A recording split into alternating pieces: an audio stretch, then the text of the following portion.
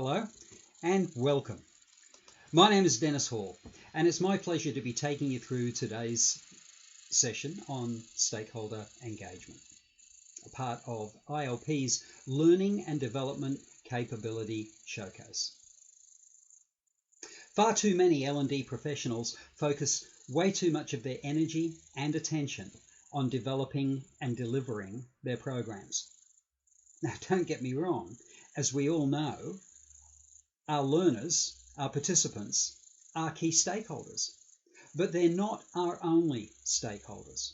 And whilst these elements are important, you need to make sure that you are, first of all, maximising your stakeholder engagement amongst your other key stakeholders.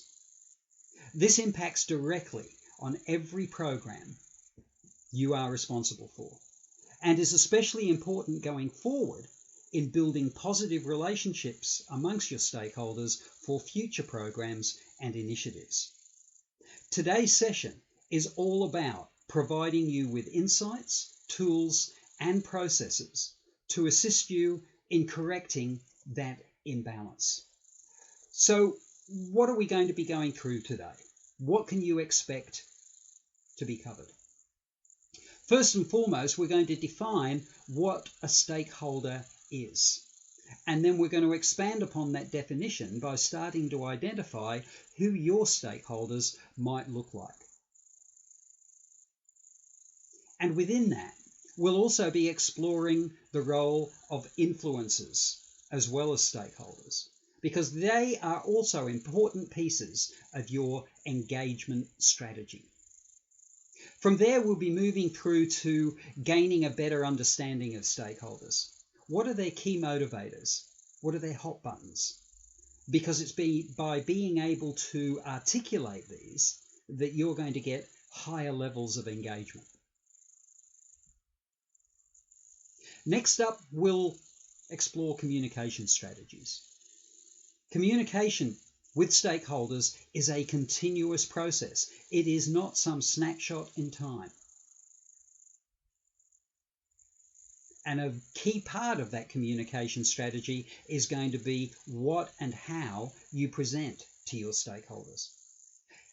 Here's where the understanding that you've gained in analysing your stakeholders really pays dividends. If you can present to your stakeholders in terms of what's in it for them and how your initiative, your program impacts on both the business and themselves, you will secure far higher levels of engagement. Then we'll move over to hints and tips, a collection of some suggestions, some insights that might save you a little bit of time and energy, and hopefully a little bit of heartache along the way as well. A key point here is that your engagement is going to be limited if you adopt an ad hoc approach to stakeholder engagement. You need to become a lot more strategic, a lot more deliberate in how you manage your stakeholder relationships. And hopefully after today's session, you'll have some clear indicators as to exactly how you can achieve that. So let's get started. Let's have a look at that definition of precisely what a stakeholder is. A stakeholder, within the context of an L&D environment, is defined as any party that has an interest in an L&D initiative or project and can either affect or be affected by that initiative or project. The harsh reality is that you have a lot more stakeholders than you probably think. So who are your stakeholders? Your list of stakeholders is going to vary, and it'll vary according to the size and the scope of your project and whether you're acting as a consultant, as an external provider, or as a member of an L&D team. A key point here is to always know who your stakeholders' stakeholders are, Because if you can help your stakeholders look good, it's going to help you. And it's certainly going to increase your levels of engagement. A suggested process to start you on the road for full identification of your stakeholders is to start with your learners, with your participants. Ask yourself, who do they report to? What departments do they work in? And what other areas of the business are impacted by them? This will give you a pretty comprehensive list of potential stakeholders that you can then start to analyse in terms of their relevance and importance. Some examples of stakeholders include board of governors, directors, organisation leadership teams, administrators, department heads,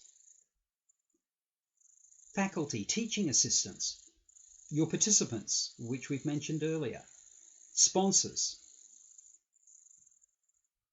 It's important for you to identify people both directly and indirectly affected by your initiative or project, as well as anyone whose interests may determine them as stakeholders. It could be there are people within the organisation that have a high level of interest in the subject matter of your development or L&D initiative. These people could be potential stakeholders. At the very least, they're going to be influencers.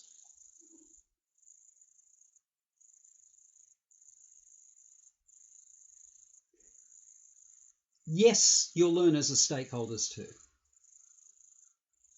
But I'm not going to be touching too much on that because there are other sessions within the showcase that will be moving you forward in that space. For example, Adam Lagood's session tomorrow at 9:15 on delivery and learner preparation, which is followed by Joe Cook at 10:05 on manage learner engagement. Sally Gillard, following Joe at 11, is going to run us through facilitate learning. These are all sessions that will help you achieve high levels of engagement with your participants, with your learners. We're going to be exploring mostly your other key stakeholders. And as a part of taking that strategic approach, the more you understand your stakeholders, the more effectively you can engage with them and positively influence their involvement.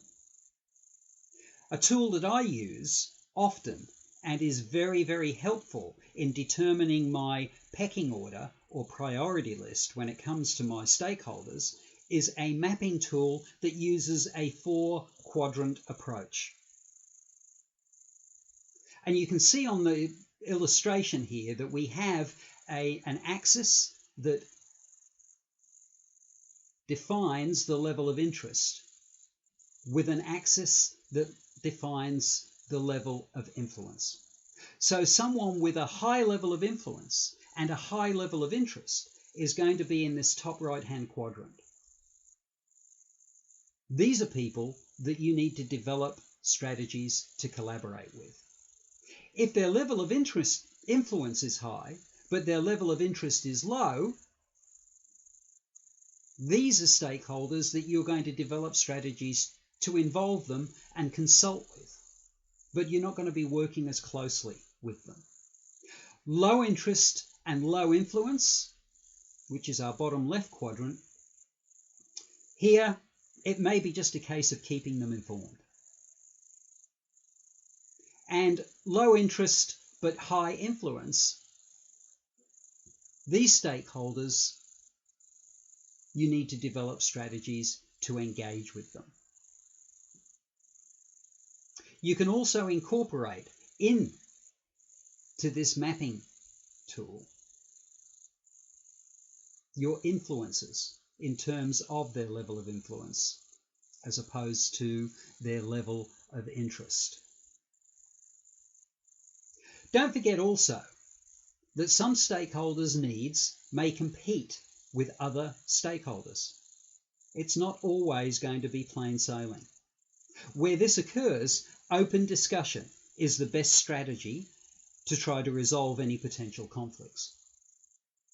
Using tools like this, which, by the way, I've provided a copy of and you can download from the resources section of the Showcase website. But these sorts of tools help you to prioritize your efforts in a real-world environment. Because let's face it, although we'd like to spend as much time as possible with our stakeholders, that's not always going to be possible for us to do. So having analysed or identified who our key stakeholders are, having established some sort of prioritisation or pecking order for those stakeholders, we need to be able to classify and identify their needs. I use a 4-segment classification process where I segment needs into essential, highly desirable, desirable, and nice but not essential. The more essential and highly desirable needs you can meet, the better your stakeholder engagement levels are likely to be. And remember, with all of this, you're relating to business needs as well as the needs of the individual stakeholder. Your goal here is to identify those hot buttons that are going to allow you to increase stakeholder engagement with your key stakeholders.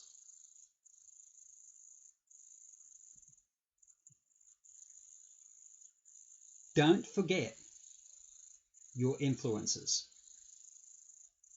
Influencers are those people who have influence either directly or indirectly over stakeholders. Examples include colleagues, assistants, trusted subordinates, management upline. Influences can come from all areas of the organisation. And whether you are an external consultant or whether you are an internal L&D team member, you need to be able to identify who the influences over your key stakeholders are. Stay focused on those key influences.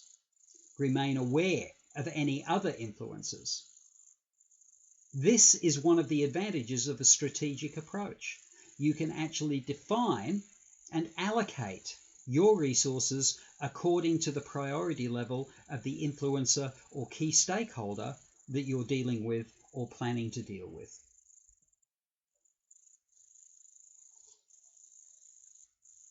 So having identified the needs of our stakeholders, having overlaid all of that with a map of who the influencers on those stakeholders are, we need to start to develop some communication strategies. And here you need to be able to mix it up a bit. Formal, informal, in-person, remote. Communication is not a one-size-fits-all. People have preferences. And here it's important that you cater to their preferences. This is not about the communication mediums and mechanisms that you feel comfortable with. It's about those mediums and mechanisms that are going to best assist you to achieve your stakeholder engagement level increases. So it really is all about the stakeholder. It's about delivering the right message at the right time. And with any project, with any initiative, you are going to have a timeline for that from pre-approval through to approval, pre-implementation to implementation, and importantly, post-implementation. Your communication strategies along the way need to take into account what stage of the project you're at. Stay on point. At the pre-approval stage, you do not focus your communication implementation around post-implementation outcomes. And remember here, you are not going to have everybody on side. It is likely that there are going to be opponents to your project or initiative. These are going to require careful consideration. It's always a good idea to include these in your stakeholder mapping matrix. I usually write them in red and in brackets so that they stand out a little. We often get opponents to projects because, let's face it, resources in any organisation are limited.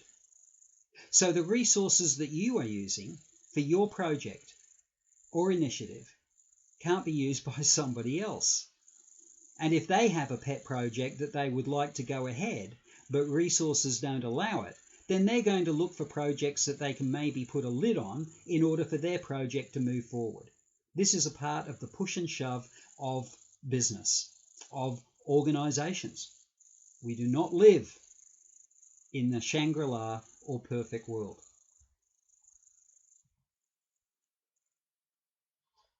So, presenting to stakeholders. What journey are you going to be taking them on? Remember here, you're going to focus primarily on their essential, highly desirable needs, because these are likely to be their hot buttons. And here, the AIDA process is very, very helpful. We've got to get their attention. We have to stimulate their interest and desire, and we have to encourage action. In gaining attention, the best way to do that is to use questions that draw attention to problems that your project or initiative is going to address. You need to make statements around key business value adds that the program is likely to deliver. Stimulating their interest is all about focus on those hot buttons and their areas of interest. Remember, what's in it for them? That's the question that you need to be able to answer. You need to stimulate their desire, and we do that by emphasizing the benefits of moving forward with the program. Those benefits can be both business and personal. How is your program, how is your initiative going to make them look good? Action is simply asking for their commitment. What do you need from them? And be very, very clear about that.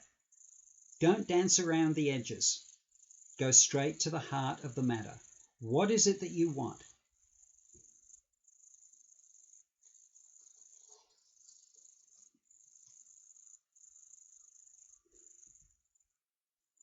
One of the most powerful allies you're going to have in this process are metrics.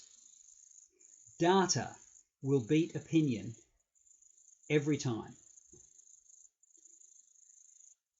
It's all very well and good to have tick and flick feedback forms and happy sheets,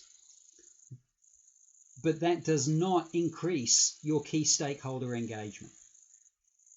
They're interested in facts, in figures, in hard data, and this is where metrics can become your best friend. You need data that demonstrates positive outcomes in areas of the business such as business improvement, profit, productivity, quality, organizational culture, behavior changes, levels of engagement, attitudes, approaches, professional development, skills development, and especially soft skills, which are often the hardest to track and measure in terms of result. This hard data is essential, especially if you're going to shift entrenched beliefs and attitudes. It's critical when you're dealing with senior decision makers who have great levels of authority that you are able to influence their thinking, because you are not going to use or be able to use authoritative statements about your opinion because your opinion is not as valuable as theirs in their mind.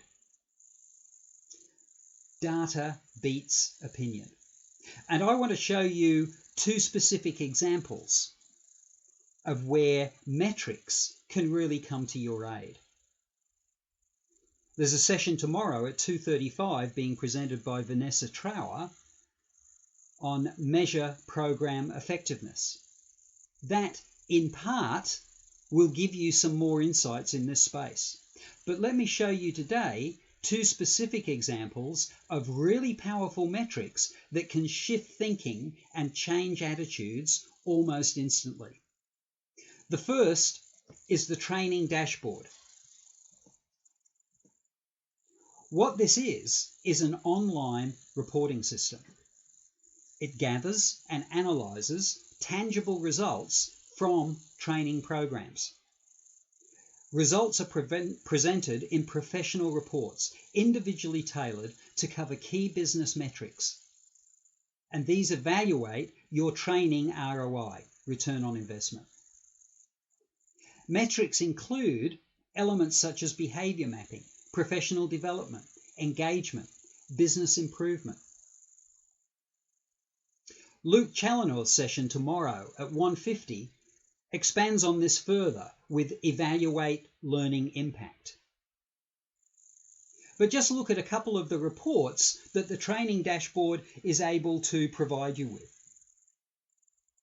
Now, I ask you, if you look at the typical happy sheets and feedback forms and compare them to this, which information do you think is going to carry the most weight, is going to carry the most influence?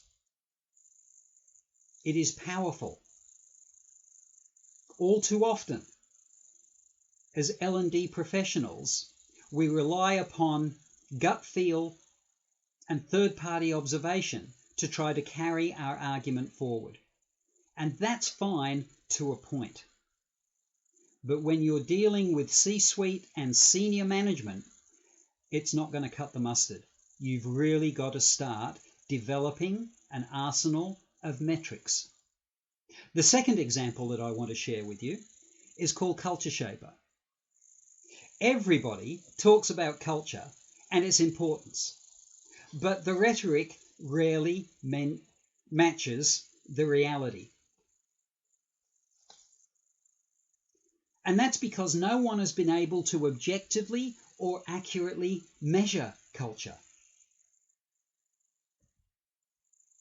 What Culture Shaper does is identify existing culture in an organization, role by role and person by person.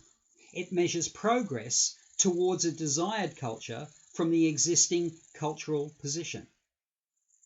And it eliminates most of the subjectivity and gut feel around those culture conversations.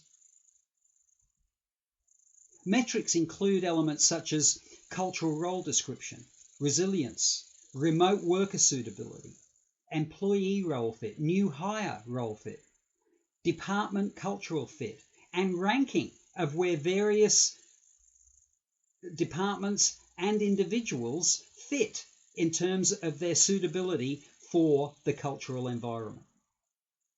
Building culture is going to be one of the key areas of focus for 2021 and beyond. And we've got COVID to thank for that. People do not go through what we have gone through this year and remain the same. Their thinking changes. Your thinking has changed. Everyone's thinking has changed. Expectations have been shifted dramatically. Working from home is now becoming more of a reality. Resilience in the workplace is becoming more and more critical. These are all cultural elements. And if you are going to be able to leverage this, you're going to need to have the capacity to take gut feel out of the conversation. The Culture Shaper report engine provides a whole screed of reports that are highly informative and present hard data.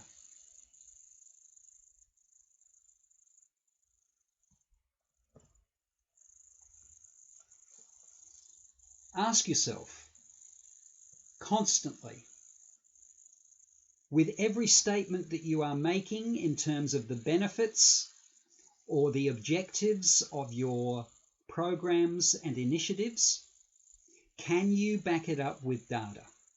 If the answer to that is yes, go forward. If the answer to that is no or maybe, you need to find some way to position metrics within that argument. Otherwise, your chances of increasing stakeholder engagement decrease. So here are 3 guiding principles for stakeholder engagement. Respect.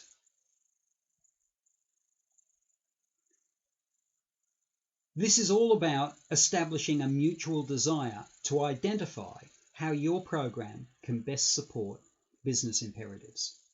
If stakeholders are not getting involved, don't be afraid to ask them why.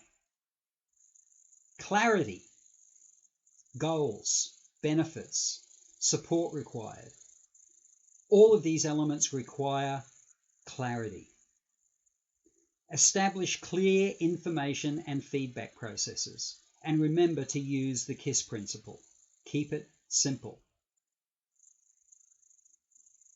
Timeliness. Here's where reliability and consistency become critical. Always follow through and always deliver on your commitments. And if you ever find yourself in a position where you can't do that, communicate that you can't and the reasons why. Keep people in the loop, even if it means delivering bad news occasionally.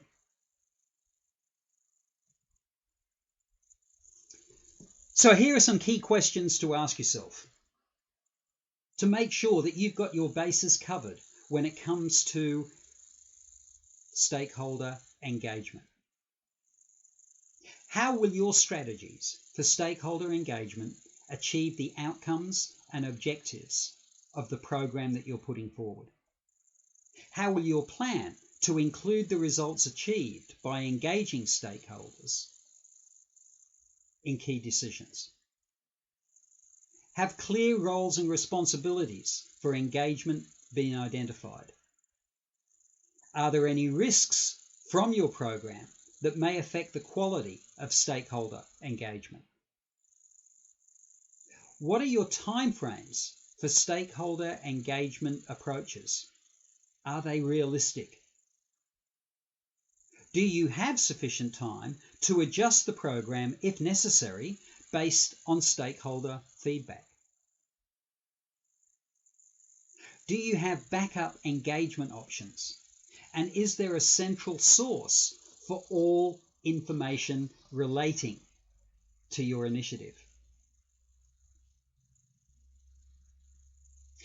Providing yourself with answers to these questions will minimize the risk of your stakeholder engagement being compromised.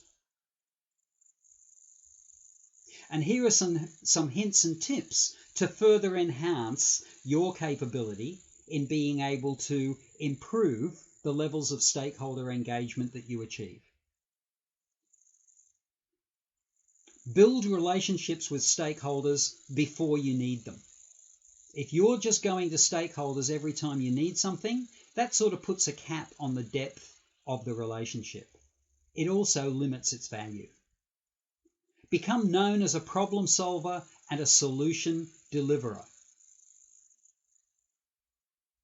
Agree with your stakeholders up front as to how they're going to be updated and how frequently.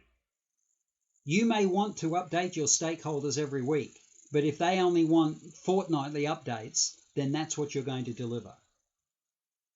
Always keep your lines of communication open for feedback and make a note of all the feedback, ensuring that it's both real and constructive. Remember, apply that KISS principle. Keep it simple and straightforward. Don't leave your engagement activities too late. If you're going to adapt and adopt feedback, you need time to be able to do that. If you say you're going to keep your stakeholders updated, ensure that you do so. Ensure that you let your stakeholders know what the results were on their input. And if you're external to the organisation, find internal staff members who see the importance of engaging the company's stakeholders, because these people can become your eyes and ears when you're not around. And create a central hub of information where stakeholders can share all of the information relevant to the project. Finally, some key tips. Always secure agreement on key deliverables. These are your KPIs, your key performance indicators. Establish milestones. Many projects and programs are going to go over extended periods of time. You need milestones that reflect success achievement along the way. How will you know if you're making progress unless you've got milestones to measure that? Use metrics. Data, data, data. Crucially important.